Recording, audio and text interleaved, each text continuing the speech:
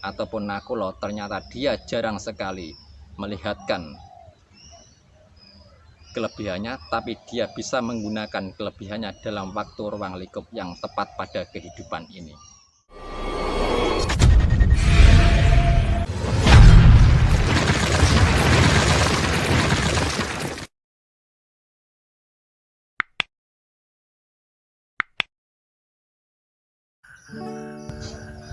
Salam dimanapun sobatku berada, semoga dalam keadaan sehat selalu. Dan yang senior tak lupa dan tak mengurangi rasa hormat saya. Di sini saya mau bercerita tentang bagaimana saktinya Sadewa yang jarang diketahui oleh khalayak. Nakula dan Sadewa sendiri adalah saudara termasuk dari kelima Pandawa, tapi lain ibu. Kalau Puntadewa, Bima dan Arjuna itu adalah ibunya Dewi Kunti, tetapi kalau Nakula dan Sadewa adalah ibunya dari Dewi Madrim. Sadewa sendiri adalah punya saudara kembar bernama Nakula, anak dari Dewi Madrim dengan Pandu Diwanoto. Pandu Diwanoto adalah ayah dari Pandawa. Ketika itu, di waktu Dewi Madrim tahu bahwa Sang Pandu dikutuk oleh Resi Kimindomo. Resi Kimindomo ialah seorang resi yang menyamar menjadi rusa dan dipanah mati oleh Pandu. Dan akhirnya dia mengutuk bahwa suatu saat Pandu ketika berhubungan dengan istrinya, dia akan mati. Disitulah kutukan itu sangat ditakuti, tapi untunglah Dewi Kunti membantu dengan semuanya itu.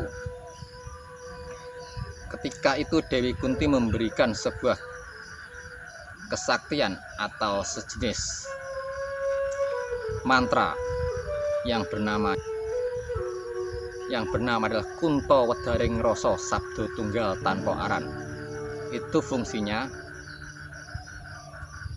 siapa saja yang mau melakukan hubungan suami istri dengan memuja atau meminta pada kekuatan dewa, dia akan turun di dalam jabang bayinya atau di dalam anaknya. Kemudian itu Dewi Madrim ingin anaknya besok mempunyai keturunan dari dewa. Akhirnya dewa yang dipuja oleh Dewi Madrim adalah dewa Aswan dan Aswin. Akhirnya setelah itu Dewi Madrim melakukan hubungan suami istri dengan Pandu dan Pandu akhirnya mati. Dan ketika itu lahirlah seorang kesatria kembar bernama Pinten dan Tangsen.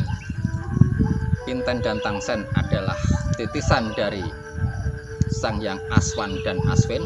Ketika itu sudah besar menjadi berubah Nakula dan Sadewa. Sadewa sendiri jarang diketahui kesaktiannya, sebetulnya Sadewa adalah sangat sakti. Sadewa, Nakula dan Sadewa menjadi kasatrian, yaitu menjadi ksatria di kasatrian di Sawo Jajar. Ketika Baratayuda pun Sadewa banyak membantu. Ketika itu para Pandawa pun kalah oleh Prabu Salya. Prabu Salya ialah paman dari Nakula dan Sadewa, karena Prabu Salya adalah kakak dari Dewi Madrim. Begitulah ketika Pandawa terdesak, maka Nakula dan Sadewa lah yang maju.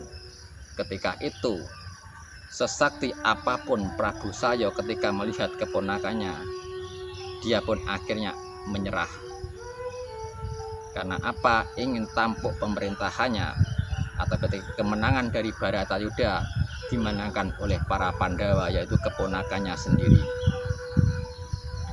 Dan banyak kisah-kisah kesaktian yang lain seperti Sadewa.